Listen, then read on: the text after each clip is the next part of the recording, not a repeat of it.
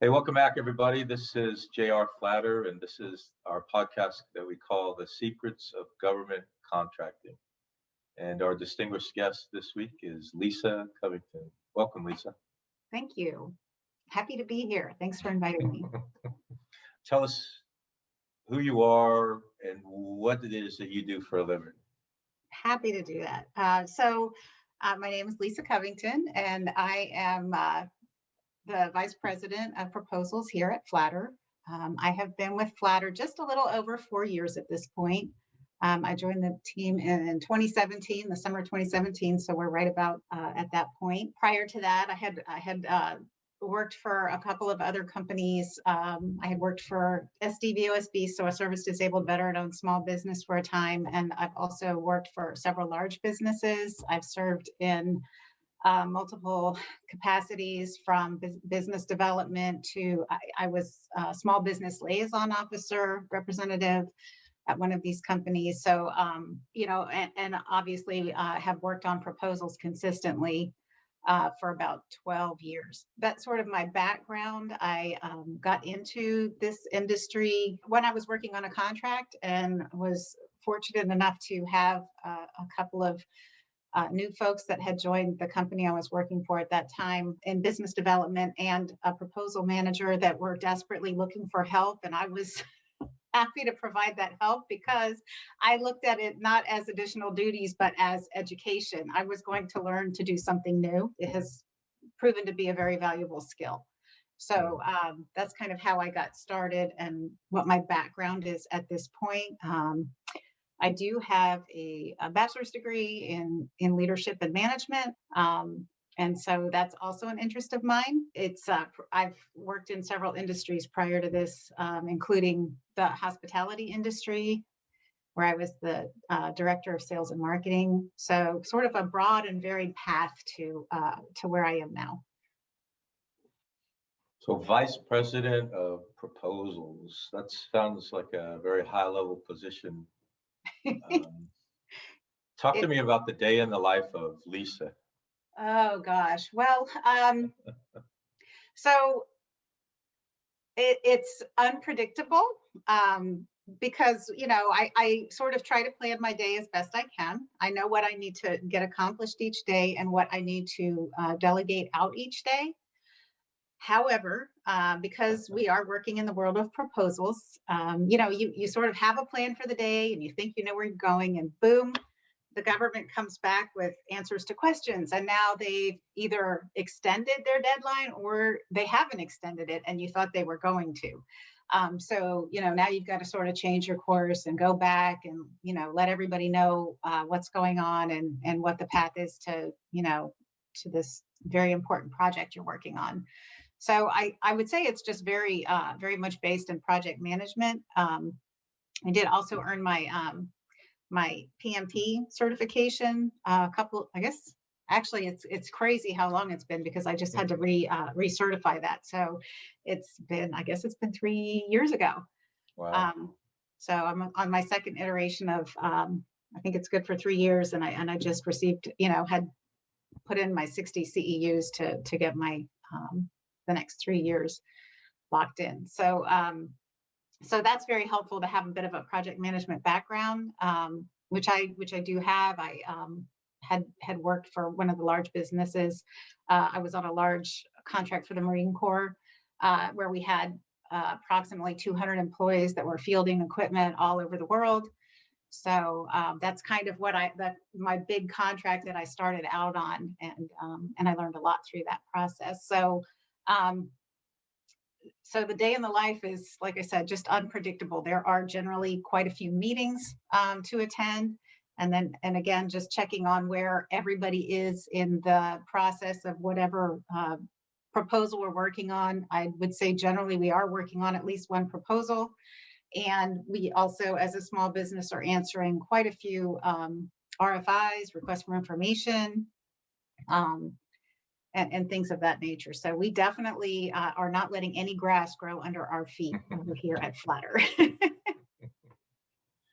So, The Secrets of Government Contracting is the name of the podcast. So if you were talking to a peer or somebody who wanted to be in your shoes, What might you tell them? I would encourage actually, this is something I'm very, very familiar with just because I have had several people that sort of had an interest in doing this work, and oftentimes they start out on the contract level, and that's how I started out as well. They were looking for something a little bit different. So we actually had an employee, and that's someone who you might want to speak with, Kat Sayer, who I had worked with at another company, and she had been on contract, was very interested in getting into the proposal world. Basically, she was someone who you just have to be very open to learning, I think. I would tell you, if you want to get into this line of work, there's just no amount of education that can be substituted for experience. You have to walk the walk. You have to go through the process. I've had this discussion with a couple of people lately. I think taking Shipley classes and things of that nature and joining proposal forums are a great idea. But my experience has been, oftentimes if you take a class, you're given sort of a perfect RFP, and Mm. everything is aligning, sectional and M line, everything looks great. And I think you and I both know at this point, after all, decades, combined decades in this business, that seldom, if not never, almost never happens. You always have something that is not clear, that you have questions about. Everything's always constantly shifting. So I think Mhm. having that flexibility, really, this is something that has become even more clear to me lately, that there just isn't any substitute for experience. How you get Oh, that okay. experience, whether it's through education, and familiarizing yourself more or whatever it is, but you can't just go, take a class or two and be like, I know how to do this now. Because you're just Mm. going to keep running up against things that you didn't plan on. So I think keeping a flexible attitude, and you will learn with every single proposal you write, everything you submit, every debrief you participate in. And I think that's what makes it a really cool job too, is because you're never like, I've reached the pinnacle and I'm done and I know everything now. I don't think anybody ever really gets there. So it's definitely a job for somebody that's open to learning constantly. Yeah, I'm laughing because I think you and I were at a meeting no more than 2 hours ago, and you were describing a request for proposal as being imperfect. And I laughed because the only thing I could think of is A, I hear this every time, and B, it's true every time. The Absolutely. government thinks they're so clear when they send these to us, but then there's always inconsistencies where they'll say one thing in one section and another thing in another section. Right. So we have 5 phases in our business: the identification of opportunities, qualification of opportunities, and then this long capture phase, and then your phase, proposal phase, and execution phase. From your position, which of those phases are you involved in? I mean, I would say primarily proposal, except that for me, I have interest in all of the phases, and I consider all of them to be equal, to be important to the proposal phase. I'm just going to share that something else that I really like about small business. When I worked for a large business, I was in more of a proposal shop where you weren't as involved and weren't aware of some of those other phases. So you were really more, just sort of generating a proposal.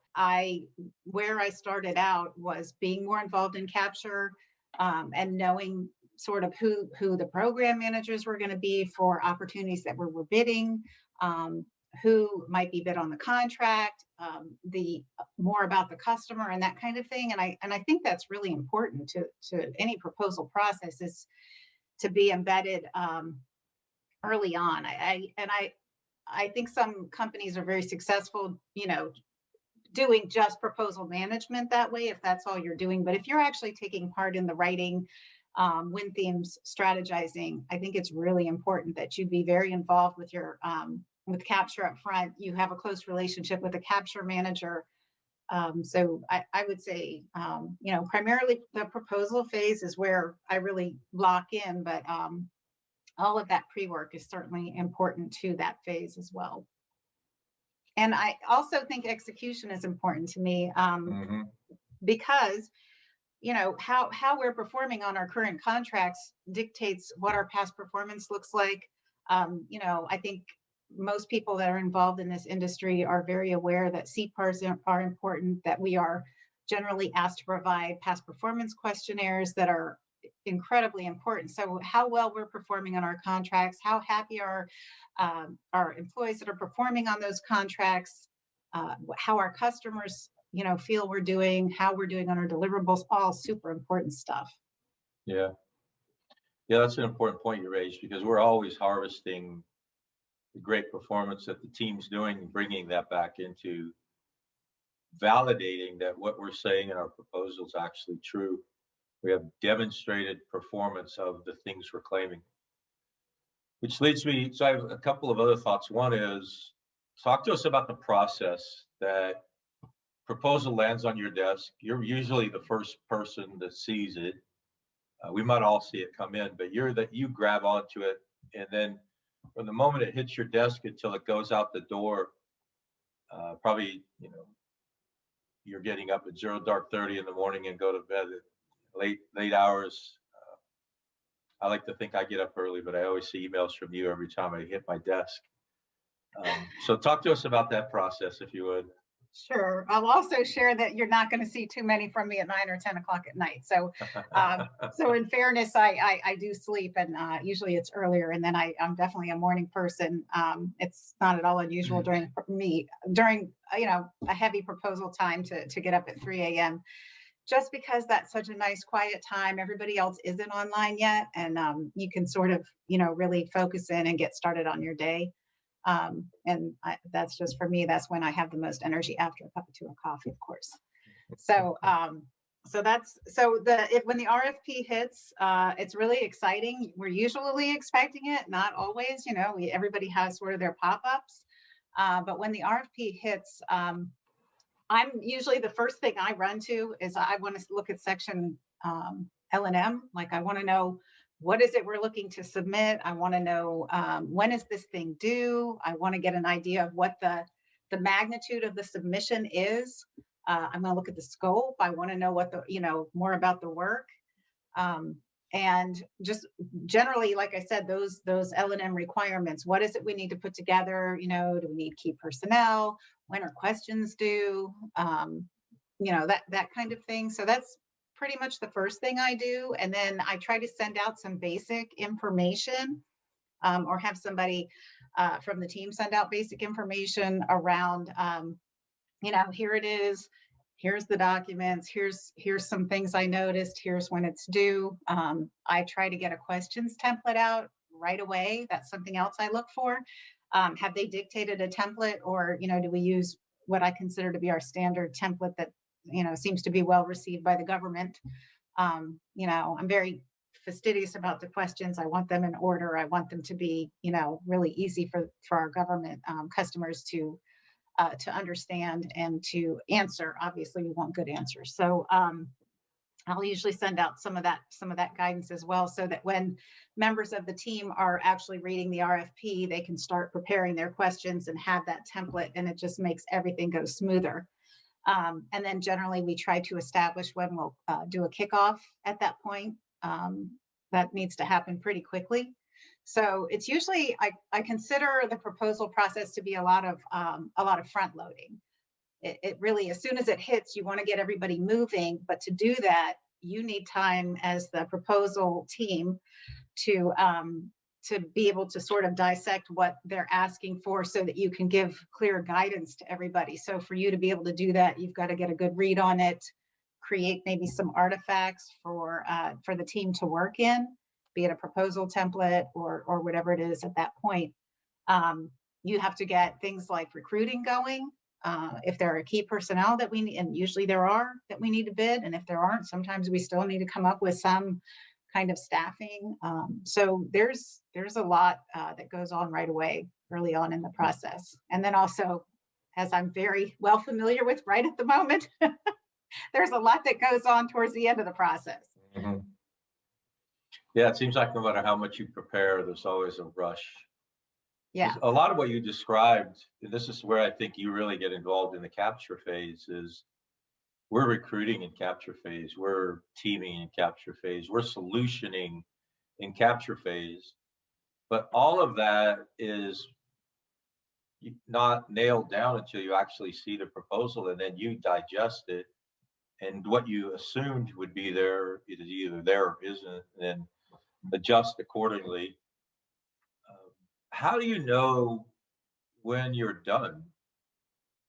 I know you hit the send button before the proposal deadline, usually a day in advance, but I hear you make statements like, "Yeah, that was a strong proposal," or you make statements like, "It was okay. We didn't have everything we needed, but we still threw it over the fence." Talk to me a little bit about that, please. So a wise person once told me a proposal is never done, it's just turned in. And I believe that 100%. I have never ever submitted a proposal that I felt was perfect. There are always things, and it drives you crazy. You go back and you find things, and you're like, "Oh, how did I miss that?" Or it's awful to go back and look at. I mean, a lot of times you could go back and say with a lot of satisfaction, this is a great product. We worked really hard on this, but you'll still always find something minor maybe, but something that you're like, "Oh, I didn't catch that."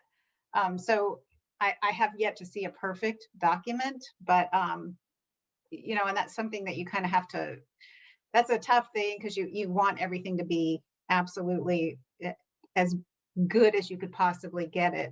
You get sort of fatigued, I think, though, towards the end of the process. Your energy is high in the beginning, but towards the end, maybe after you've had a couple of extensions or whatever it is, or perhaps some things completely change direction. I've had crazy things happen where you have they say, okay, we're going to limit you to 10 pages or whatever. And you're like, how am I going to fit all this in? So you figured out like some magical technique to get everything into those 10 pages. And then somebody's asked a question asking for more page count. And the government comes back and says, oh, no, you're right. We're going to give you 20 pages. And you're like, oh my gosh, now how do I take all this stuff that I worked so hard to get down and fill it back out again in a logical, non fluffy way that is really, tactile and to the point. Mm-hmm. So it's tough. I think you're done when it's turned in. I don't think there are too many other ways to do it. Although I will say we have gotten very good at submitting a little early and giving ourselves that breather and not working up until the last minute. I think that is very dangerous. It's like a test in a way where you give yourself that chance to go back and start changing the answers at the last minute. Maybe Mm-hmm. you shouldn't. And Yeah. and then now you're running up against time. And I mean, I've heard of people doing it. I've seen people submitting things, 3 minutes before it's due. Oh my goodness. Like I never want to be in that position. Mm. So another thing that I think is important, but probably indirect, is making time for life, right? Yes. You have a gigantic proposal on your desk right now, but you took last week off. Talk to us about the mentality of doing that and what that week looked like for you and where you're at today. Okay, sure. So yeah, I had scheduled a vacation, and it was looking like originally when this proposal was due, it was going to be submitted already, and so that was all working out really well. I had planned my vacation far in advance. There's money obviously involved when you take a vacation, family members involved when you take a vacation that are expecting, your time. So that's a tough thing. So you have to, I think, a couple of things. I think one is to have a great team behind you that Mm-hmm. is willing to sort of, step in when you're not there and keep the wheels on the bus moving. I think, for me, I wanted to get it to a certain point before I left. So I worked very hard up until the last minute. Um, and I was pretty careful while I was on vacation to not spend a lot of time online in documents because I knew that was going to take me down a very slippery slope. Um, So, but I also knew as soon as I got back from vacation, I would pay for it. So, and that's my own, that's on me. I've had people tell me in the past, and nobody's telling me what to do. Nobody has to. I know what needs to happen. It's important to me. And so if it means, okay, so instead of, the other morning it wasn't 3 a.m., it was 2 a.m. So if that's what needs to happen, I get it. But the great thing about it is it is limited. It's not going to be forever. At some point, you're going to turn that proposal in, and it's going to be another one in source selection. So, and then you take a little more time off. Yeah. So last thing before we jump to the next topic, um, I know when we tell the government we can do something, there's several elements of that tell, and you know these much better than I do. But you tell them that you understand the requirement. You tell them how you're going to solution the requirement. You tell them where you've done it before successfully. You tell them the value they're going to receive, and then you tell them something about the uniqueness of your solution. So, talk to us as you're reviewing a proposal, where you're looking for those kinds of things, and how are you filling in where you might see some thinness to some of that. So I think a lot of the things that you were talking about, really, I think the best thing you can do is show them experience. Where have we done this before?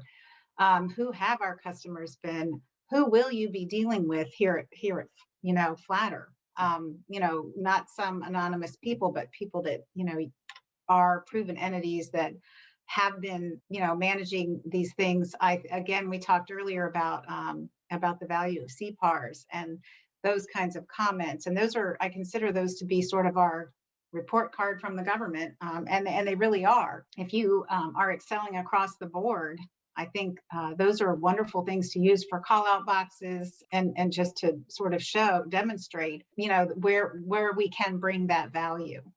Mm-hmm. And help with any, if you do have thin spots or whatever it is. I think that's a great way to sort of show the value of, here is not us telling you this. Here's, this is a government customer that's making these statements. Yeah, we use the word demonstration. So where can you demonstrate success, demonstrate performance? Great. Well, this is great stuff. And so thank you for all of that. A couple things before I let you go. One is, our podcast is called The Secrets of Government Contracting. So I'm going to ask you for your secret of success in the government contracting industry. Doesn't have to be proposal writing. What makes you successful? I would say that what makes me successful is as I try to keep a sense of humor, because it's funny stuff. You can't make this stuff up, right? You cannot make this stuff up. And I think too, there's value in and not in a negative way, but having a team that you can sort of commiserate with, celebrate the victories, celebrate, when things like, I can't believe they answered the question like that, or do you see that this answer to this question is completely the opposite of this answer to this question, so sometimes you just have to kind of find the humor in it. Take it seriously, but don't take yourself too seriously, if that makes sense. Yeah. And stay flexible. Again, if you want a job where you come in every day and I'm going to start work today at 8 and I'm going to be done at 5, and that's going to be my day, and there's not here is the list of things that will get accomplished today. This may not be. Government contracting is often not that way. There are some positions that are, but in the line of work I am in, that is not the case. Well, thanks so much for that. Last thing, tell us the names of 2 or 3 other distinguished leaders in this industry that we should invite as future guests. So I would love to see you invite Kat Sayer, because she's doing amazing things at her in the position she's in now. I had mentioned Kat before. She's someone that I really value as a colleague. So I think she would be a wonderful person to speak with. I would also say maybe Stacy Coolican, somebody else Okay. that I consider to be kind of a mentor for me as well. That I really value her input when I've been fortunate enough to have it. So those folks, and then maybe Dorian Anderson, uh, who's somebody that I have worked with in the past as well. So Wonderful. there's three. So I promised that would be my last question, but I'll ask one more if you don't mind. You've named three powerful women, and you are a powerful woman. Is your field dominated by powerful women? If I'm a guy thinking about coming into this field, am I going to be I, have a home? sure. I mean, I don't think so. I will say, as you mention it, I think that there does seem to be a prevalence, maybe, and I'm not sure why that is. But yes, I would say, but I would definitely say there are a lot of talented male proposal managers out there, and these aren't folks necessarily that are in my field. I would say they've been mentors to me, or people that I have just considered to be wonderful colleagues. And I was going to name a couple of folks as well, but I think you've already interviewed them, so Okay, you're sure. flattered. All right. Well, thanks so much for your time. This is going to be very valuable to our listeners who are our peers also and our friends, many of them. So thanks for that. Thank you.